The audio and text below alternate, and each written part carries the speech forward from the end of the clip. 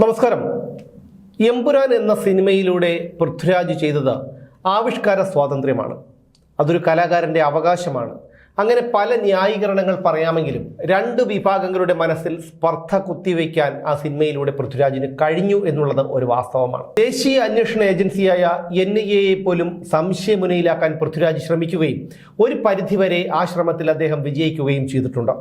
പൗരത്വ ഭേദഗതി ബില്ലിനെ അനുകൂലിക്കുകയും സേവ് ലക്ഷദ്വീപ് ക്യാമ്പയിനിൽ ഭാഗമാവുകയും ചെയ്തതിലൂടെ തൻ്റെ നിലപാട് പൃഥ്വിരാജ് പറഞ്ഞു വയ്ക്കുകയായിരുന്നു. എമ്പുരാൻ സിനിമയുടെ ഉള്ളടക്കത്തെയും സംവിധായകൻ പൃഥ്വിരാജിൻ്റെ സാമ്പത്തിക സ്രോതസ് ഉൾപ്പെടെയുള്ള വിഷയങ്ങളെയും കുറിച്ച് അന്വേഷിക്കണമെന്നാവശ്യപ്പെട്ട് HRDS ഇന്ത്യ സെക്രട്ടറി അജി കൃഷ്ണൻ പ്രധാനമന്ത്രിക്കും കേന്ദ്ര ആഭ്യന്തരമന്ത്രിക്കും NIA ED ഡയറക്ടർമാർക്കും പരാതി നൽകി. ഇന്ത്യയിലെ ഹൈന്ദവരെ ഒന്നടങ്കം ഭീകരവാദികളാക്കി ചിത്രീകരിക്കുന്നതിനായി ബോധപൂർവം പടച്ചുണ്ടാക്കിയ സിനിമയാണ് എമ്പുരാൻ എന്ന് അജി കൃഷ്ണൻ പറയുന്നു. ദേശീയ അന്വേഷണ ഏജൻസിയായ NIA, അതുപോലെ എൻഫോഴ്സ്മെൻറ്റ് ഡയറക്ടറേറ്റ്, ഇത്തരം ഏജൻസികളെ ഇപ്പോൾ ഭരിക്കുന്ന ഗവൺമെൻറ് മറ്റ് സംസ്ഥാനങ്ങളുടെ മേൽ അധികാരം സ്ഥാപിക്കുന്നതിനും ഇപ്പോൾ നിലവിലുള്ള സംവിധാനത്തെ എതിർക്കുന്ന ആളുകളെ വരുതിയിൽ കൊണ്ടുവരുന്നതിനും വേണ്ടിയിട്ട് ഒരു ടൂളായിട്ട് ഉപയോഗിക്കുന്നു എന്നുള്ള ഒരു വാദം ഈ സിനിമ മുമ്പോട്ട് വെക്കുന്നുണ്ട്. ഇതൊക്കെ രാജ്യത്തെ അങ്ങേയറ്റം അവമതിപ്പുണ്ടാക്കുന്നതിന്, രാജ്യത്തിൻ്റെ സംവിധാനങ്ങളെ ജനങ്ങളുടെ മുമ്പിൽ തെറ്റിദ്ധാരണയോടെ കാണാനുള്ള അവസരം ഉണ്ടാക്കി കൊടുക്കുന്നതിന് വേണ്ടിയിട്ട് ബോധപൂർവ്വം ശ്രമിച്ചിരിക്കുകയാണ്.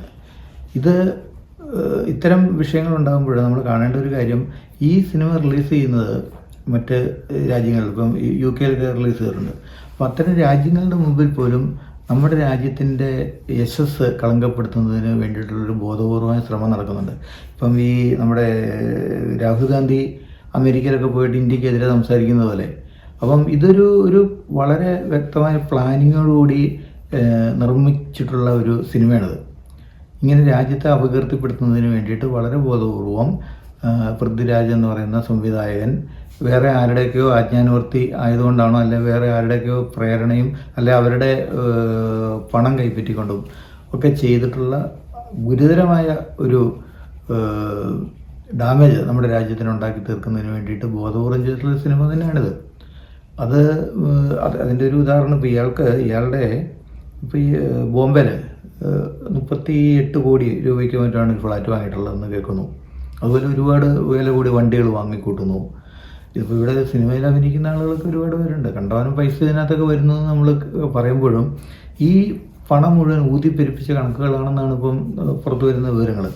200 കോടി ക്ലബ്ബ്, 300 കോടി ക്ലബ്ബ് എന്നൊക്കെ പറഞ്ഞിട്ടുള്ള ഈ ക്ലബ്ബുകളൊക്കെ വേറെ ചില പണം വെളുപ്പിക്കുന്നതിന് വേണ്ടിയിട്ട് ഇവർ വളരെ തന്ത്രപരമായിട്ട് ചെയ്യുന്ന ചില അഡ്ജസ്റ്റ്മെൻറ്റുകളുടെ ഒരു ആകത്തുകയാണ് ഈ ക്ലബ്ബുകളൊക്കെ ഇപ്പോൾ ഇവർ പറയുന്നതെന്ന് മനസ്സിലാവുന്നു.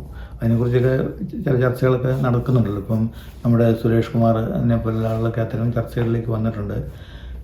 ഊതിപ്പെരുപ്പിച്ച് കാണിക്കുന്ന കണക്കുകൾ വെച്ചുകൊണ്ടുള്ള ഒരു തരം ഗിമ്മിക്കാണ് ഇതിനകത്തെല്ലാം കൊണ്ടുവരുന്നത്. അപ്പോൾ ഈ തരത്തിൽ ഭീകരവാദികളുടെ നിന്ന് പണം കൈപ്പറ്റിയും കള്ളപ്പണം ഉപയോഗിച്ചും ഒക്കെ നടക്കുന്ന ഇത്തരം പ്രവർത്തനങ്ങൾ രാജ്യത്തിന് അപകടം ചെയ്യുന്നത് തന്നെയാണ്. അപ്പോൾ പൃഥ്വിരാജിനെ പോലുള്ള ആളുകൾ ഇത്തരം കാര്യങ്ങൾ ചെയ്യുമ്പോൾ അയാൾക്കെതിരെ ഒരു കൃത്യമായ നിയമ നടപടികൾ ഉണ്ടാകേണ്ടതായിട്ടുണ്ട്. അതുകൊണ്ടാണ് HRDS എൻഫോഴ്സ്മെൻറ്റ് ഡയറക്ടർക്കും NIA ഡയറക്ടറേറ്റിലുമൊക്കെ ഈ കാര്യങ്ങൾ മുഴുവൻ കാണിച്ചുകൊണ്ട് പരാതി കൊടുത്തത്. അത് കഴിഞ്ഞ 1-ാം തീയതി നമ്മൾ പരാതി കൊടുത്തിട്ടുണ്ട്. അതിൻ്റെ അടിസ്ഥാനത്തിൽ ഇപ്പോൾ പ്രധാനമന്ത്രിയുടെ ഓഫീസിൽ കൊടുത്തു, അമിത്ഷാജിയുടെ ഓഫീസിൽ കൊടുത്തിട്ടുണ്ട്. അപ്പോൾ പിന്നെ ഇതിനകത്ത് നമ്മൾ കാണേണ്ട ഒരു കാര്യം, ഇത്തരം വിഷയങ്ങളുണ്ടാകുമ്പോൾ ഇതിനെതിരെ പ്രതികരിക്കേണ്ട ഒരു ഉത്തരവാദിത്വം നമ്മുടെ ഒരു സാമൂഹ്യ കടമ ആയിട്ട് തന്നെ എടുക്കേണ്ടതായിട്ടുണ്ട്. അതാണ് HRDS ചെയ്തത്. അതിന് പിന്നെ RSS ഇപ്പോൾ ആദ്യം മുതലേ RSS ഇതിനെതിരെ വളരെ ശക്തമായ നിലപാടാണ് എടുത്തത്. ഇപ്പം ജയകുമാർജിയൊക്കെ ആദ്യം മുതലേ തന്നെ ഈ സിനിമയ്ക്കെതിരെ ഉള്ള ഒരു നിലപാട് വ്യക്തമാക്കിയിരുന്നു. അങ്ങേറ്റം സമൂഹത്തിന് തിന്മ ചെയ്യുന്നതിന് വേണ്ടിയിട്ട് പടച്ചുവിട്ട ഒരു സൃഷ്ടി മാത്രമാണിതെന്ന് ജയകുമാർജി പറഞ്ഞിരുന്നു. അദ്ദേഹത്തെ പോലുള്ള ആളിപ്പം അതുപോലെ ഓർഗനൈസർ 3-4 ലക്കങ്ങളായിട്ട് തന്നെ അതിൻ്റെ മുഖപ്രസംഗം തന്നെ എഴുതി വളരെ സീരിയസ് ആയിട്ട് RSS ഈ വിഷയത്തെ കണ്ടിട്ടുണ്ട്. അത് തന്നെയാണ് അതിൻ്റെ ഒരു ശരിയായ നിലപാടും. നമ്മുടെ രാജ്യത്തിനെതിരെ വരുന്ന ഇത്തരത്തിലുള്ള പല വിധത്തിലുള്ള ആക്രമണങ്ങളാണല്ലോ നമ്മുടെ രാജ്യം നേരിടേണ്ടി വരുന്നത്. ഇപ്പോൾ ആയുധങ്ങൾ കൊണ്ടോ അല്ലെങ്കിൽ ഉള്ള ഒരു ആക്രമണം പോലെ തന്നെയാണ് ഇതൊരു സാംസ്കാരിക ആക്രമണമാണ്. തെറ്റിദ്ധാരണ ഉണ്ടാക്കി സാംസ്കാരികമായിട്ട് തെറ്റിദ്ധാരണ ജനിപ്പിക്കുന്നതിന് വേണ്ടിയിട്ട് ബോധപൂർവ്വം ഇവരെ പോലുള്ള ആളുകൾ ഈ ഭീകരവാദികൾ ചെയ്യുന്നൊരു തന്ത്രമാണിത്. ആ തന്ത്രത്തിൻ്റെ ടൂളായിട്ടാണ് ഈ പൃഥ്വിരാജ് എന്ന് പറയുന്ന ആൾ നിൽക്കുന്നത്. അതുകൊണ്ടാണ് അയാൾ ഇങ്ങനൊരു സിനിമ ഇറക്കേണ്ടി വരുന്നത്.